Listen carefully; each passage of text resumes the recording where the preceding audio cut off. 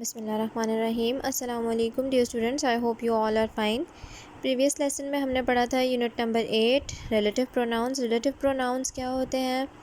Relative pronouns की जो definition है वो यहाँ दो लाइन, जो फ़र्स्ट टू लाइंस हैं, ये आप लोगों की डेफिनेशन आएगी, ये फ़र्स्ट टू लाइंस।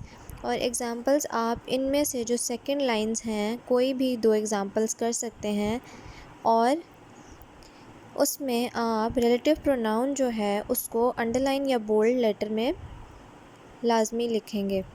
नोटबुक्स में लिखने की कोई रिक्वायरमेंट नहीं है। डेफिनेशंस और एग्जांपल्स आप बुक से ही याद कर सकते हैं।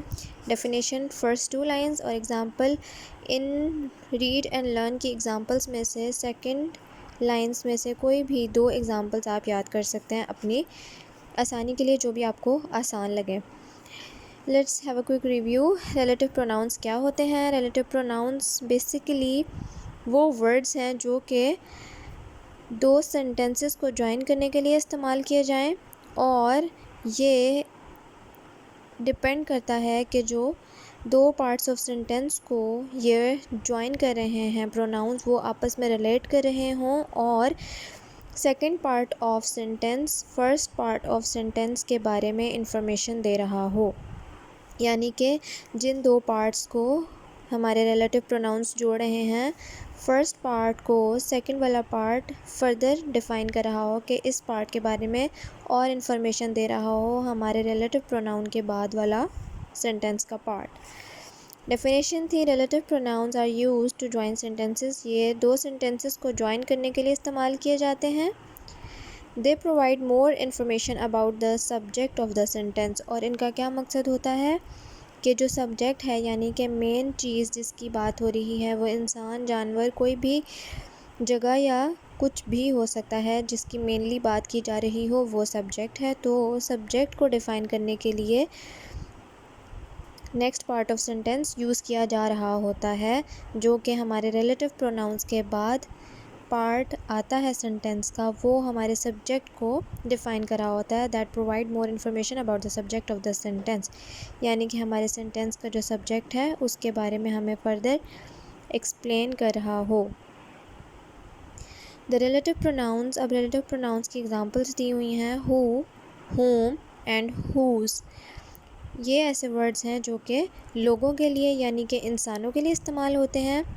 विच जो है एनिमल्स और थिंग्स के लिए यूज़ होगा, इंसानों के लिए नहीं। और जो दैट है वो इंसानों, जानवरों और चीज़ों तीनों के लिए इस्तेमाल किया जा सकता है। विच सिर्फ जानवरों और चीज़ों के लिए, हुम और हुज़ सिर्फ लोगों के लिए, और दैट लोगों के लिए भी, जानवरों और चीज़ों तीनों के लिए इस्तेमाल किया जा सकता है। एक दफ़ा फिर रिलेटिव प्रोनाउंस वो वर्ड्स हैं जो कि दो सेंटेंस को ज्वाइन करते हैं और हमें हमारे सब्जेक्ट के बारे में फ़र्दर इंफॉर्मेशन दे रहे होते हैं, सब्जेक्ट ऑफ द सेंटेंस के बारे में। दो ही बहुत शॉर्ट सी एक्सरसाइजेस हैं, एक्सरसाइज नंबर 16 और एक्सरसाइज नंबर 17। एक्सरसाइज 16, 17 दोनों के 8 ही क्वेश्चंस थे। 16 में आपको 3 वर्ड्स बता दिए गए हैं, 3 रिलेटिव प्रोनाउंस। आपने इन्हीं 3 में से सिलेक्शन करना है कि कौन सा अप्रोप्रिएट है किस ब्लैंक के लिए, और आपने सिंपली उसको उस ब्लैंक में फ़िलअप कर देना है। और एक्सरसाइज नंबर 17 में ये भी बहुत आसान एक्सरसाइज है। इसमें भी आपने सिंपली जो है फुल स्टॉप को हटा कर जो है ऊपर जो दो आपको रिलेटिव प्रोनाउंस दिए हुए हैं, इन दो में से जो मोर अप्रोप्रिएट है, जो ज़्यादा मुनासिब लगता है आपको कि आना चाहिए सेंटेंस में, आपने दोबारा सारे सेंटेंस को रीराइट करना है। किसी ने फुल स्टॉप पे क्रॉस लगा के ऊपर करेक्शन नहीं करनी, पूरा सेंटेंस आप रीराइट करेंगे। These are the tourist dash their tour guide is ill. Whose या दैट जो आपको लगता है अप्रोप्रिएट होगा, इधर मोर अप्रोप्रिएट होगा whose tour guide is ill. तो फुल स्टॉप हटा के आप लोगों ने उस वर्ड को लिखना है और सेंटेंसेस को रीराइट करना है रिलेटिव प्रोनाउंस के साथ। आज के लिए इतना ही। आई होप आप लोगों को होमवर्क करने में किसी किस्म की मुश्किलात नहीं होंगी। आप लोगों की बाकी ग्रामर बुक का जो काम है वो हम इंशाल्लाह साथ साथ करते रहेंगे। फ़िलहाल के लिए इतना ही। ग्रामर बुक्स कंप्लीट रखें, नोटबुक्स का काम बाद में कर लेंगे। अभी फ़िलहाल बुक्स आप लोगों ने कंप्लीट रखनी है ताकि जब चेकिंग के लिए आपको देनी पड़े तो आपको सब काम एकदम ना करना पड़े, साथ साथ काम करें। Thank you very much. Read your lesson, complete your books, take care of yourselves. Meet you in the next meeting. Allah Hafiz.